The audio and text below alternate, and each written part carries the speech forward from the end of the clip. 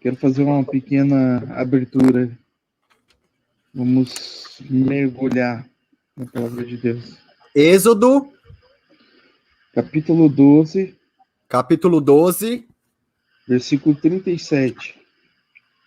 12, 37. Os Isso israelitas foram... Pode falar. Essa parte, né? Vamos lá? Até o 40. Os israelitas foram de Ramsés até Sucote. Seria a pronúncia Sucote? Havia Isso. cerca de 600 mil homens a pé, além de mulheres e crianças. Grande multidão de estrangeiros de todo tipo seguiu com eles, até de grandes rebanhos, tanto de bois como de ovelhas e cabras. Como a massa que haviam levado do Egito, fizeram pães sem fermento. A massa não tinha fermentado, pois eles foram expulsos do Egito e não tiveram tempo de preparar comida. Ora, o período que os israelitas viveram no Egito foi de 430 anos. Então, historicamente, quando um povo era escravizado, normalmente ao longo dos anos que iam se passando, a cultura, a religião, a crença, os costumes iam automaticamente se perdendo. E o povo de Israel, curiosamente, nesses 400 anos de escravidão, eles não perderam sua cultura, não perderam seu idioma, não perderam seus costumes. E lembrando que naquela época vivia-se mais ou menos até 120 anos. Então houve pessoas ali que nasceram escravos e morreram escravos. Ou seja, não foram libertas, viveram em um período de opressão. E olha que curioso, a cultura do povo do judeu não se perdeu em meio à escravidão. Então, mas se pergunta, o que tem a ver, Thiago, com cultura com arrependimento? É muito simples. Quando você se converte ou quando você aceita Jesus como seu único suficiente, automaticamente você absorve princípios para a sua vida. E isso acaba gerando um certo tipo de cultura. Porque o que é cultura? São, como se diz? Esqueci o nome. Mas representações, seja através da fala, através da pintura, da leitura, ou seja, que fugiu a palavra, manifestações daquilo que o meio convive.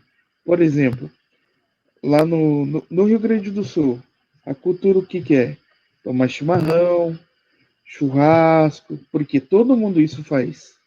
Então, quando algo vira um hábito no meio de uma nação ou de uma região, isso acaba gerando uma cultura. Lá no Rio de Janeiro, é normal, a pessoa ir trabalhar, vai, depois do expediente, vai e vai para a praia. Normal, isso é cultura, você vai adquirindo.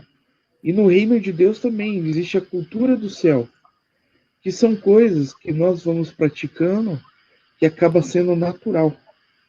Não é algo que nos cobram, é algo que a gente vê praticando, a gente absorve para nós mesmos e acabamos fazendo naturalmente. Então, o povo de Israel, em meio à escravidão, não perdeu a sua cultura.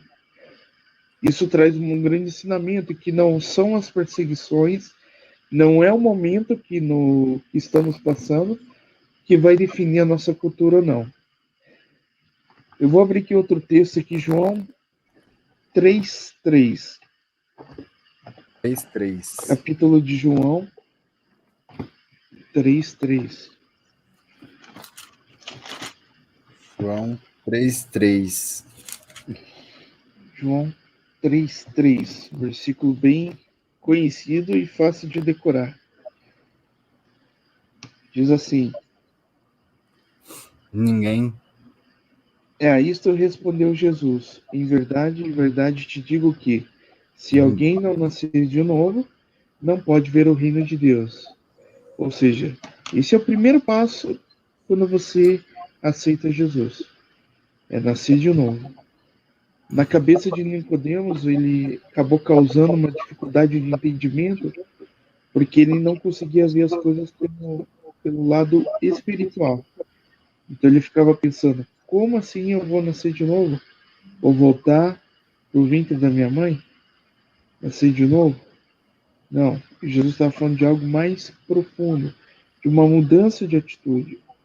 Quando você procura no dicionário a palavra arrependimento, ele diz assim, ó: lamentar o mal cometido, sofrer pela falta praticada, retroceder com relação à atitude. Isso é o que o dicionário diz.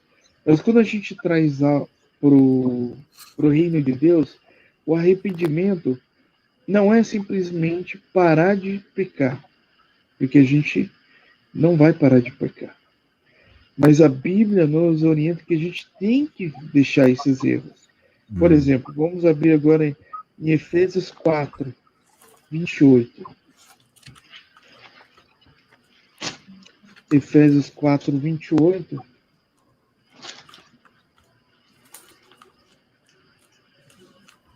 Efésios. Efésios. Espera aí. Antes de Filipenses.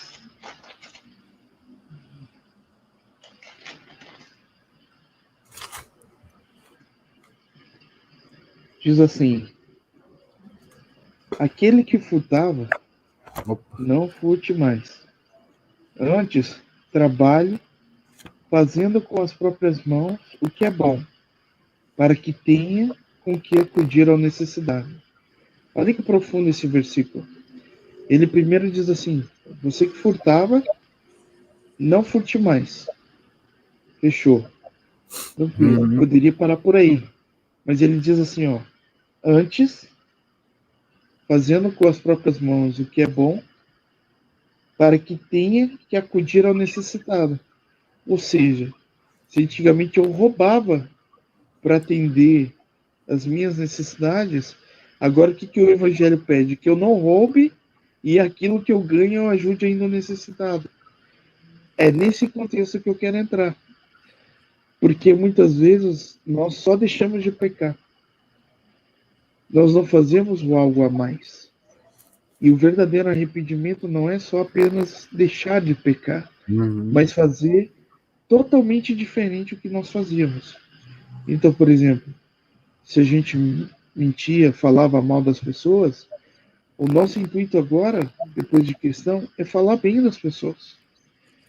Se antigamente a gente procrastinava as coisas, não tinha organização na nossa vida, os vícios tomavam conta, agora deixamos essas coisas para trás, ficam.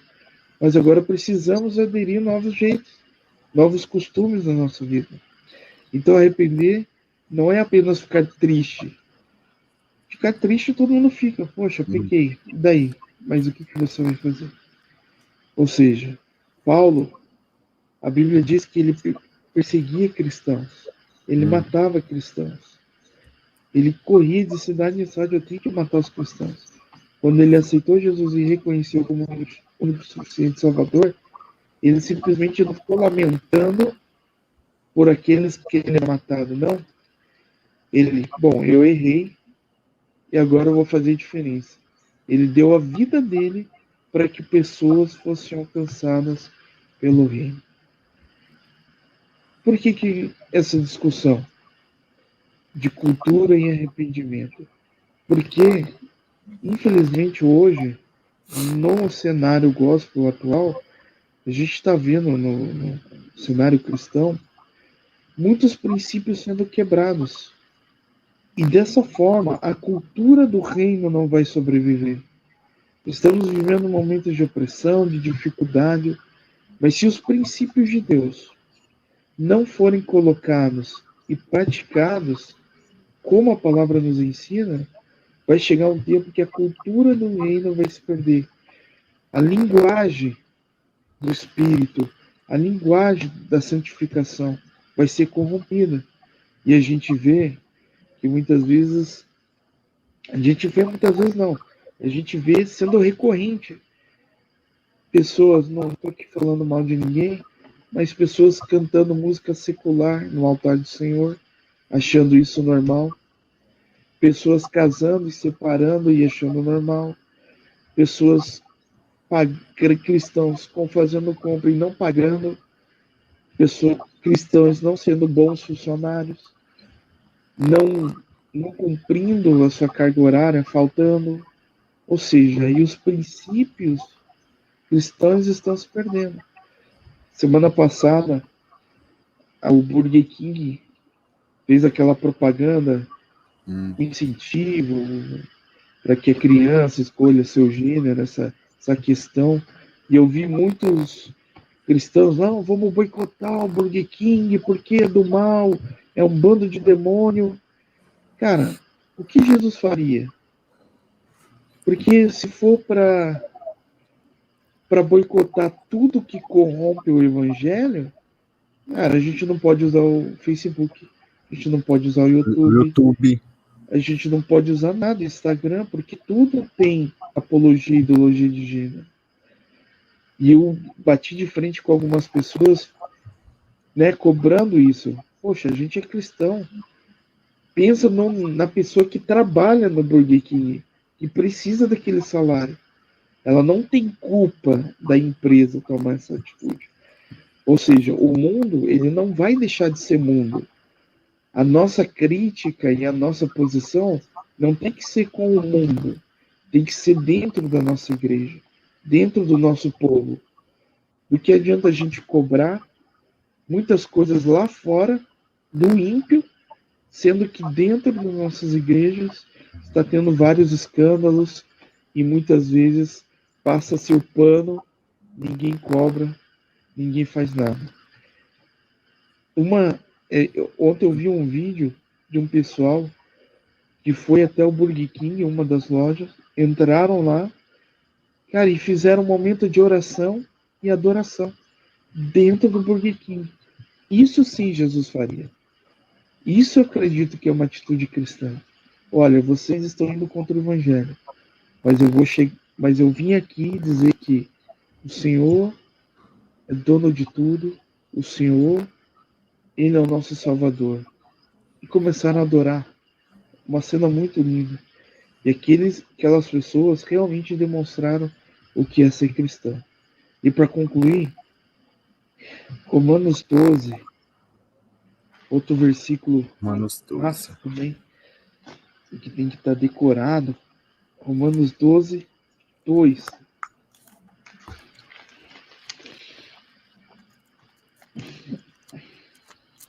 Romanos 12.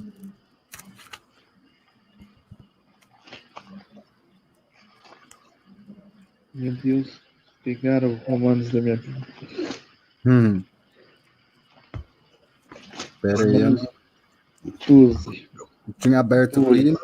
Romanos, pronto. Romanos.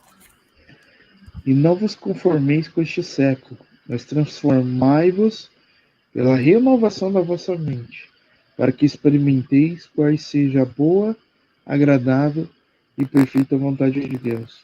Então, resumindo tudo que eu quis passar essa noite, que o Espírito Santo colocou no meu coração, o cristão ele tem que ter metanoia, mudança de atitude, mudança de direção. Hoje eu não fumo, eu não bebo, eu não me prostituo, eu não me drogo, beleza, só vou para a igreja? Não. Tudo que eu fazia para corromper a vida de outras pessoas, agora eu preciso fazer coisas para que pessoas venham ser impactadas pelo amor de Deus nas nossas vidas. Então, eu oro para que nós, como cristãos, possamos mudar a nação, o Brasil, através da cultura do reino. Não é o Jair Messias Bolsonaro, que é o nosso Salvador, que vai mudar a nação. Não é o Lula, não é ninguém Então a gente não precisa ficar entrando em briga política, fazendo militância gospel. Nós não precisamos. O que a A nação precisa, polarização. o que nós precisamos é orar, jejuar, clamar ao Senhor e principalmente ter atitude cristã. Se o teu irmão está te agredindo, vira a outra face. Se teu irmão te traiu, perdoa. Se teu irmão está te caluniando, coloca diante de Deus. Agora, enquanto a igreja querer ficar fazendo militância, querer se envolver em questões políticas, ficar fazendo, como você falou, polarização, a cultura do reino vai se perder. E a gente vai querer ganhar essa guerra na força do nosso braço e não no poder do Espírito. E para Amém. encerrar esse momento, queria tirar um período de oração, até para você que está assistindo essa live, sente que precisa de se arrepender verdadeiramente, né? Todos nós precisamos. Eu me incluo nisso.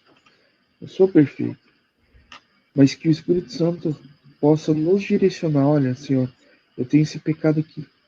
Eu quero deixar de fazer isso e fazer algo para que aquele pecado não volte. Amém? Vamos Amém. orar então?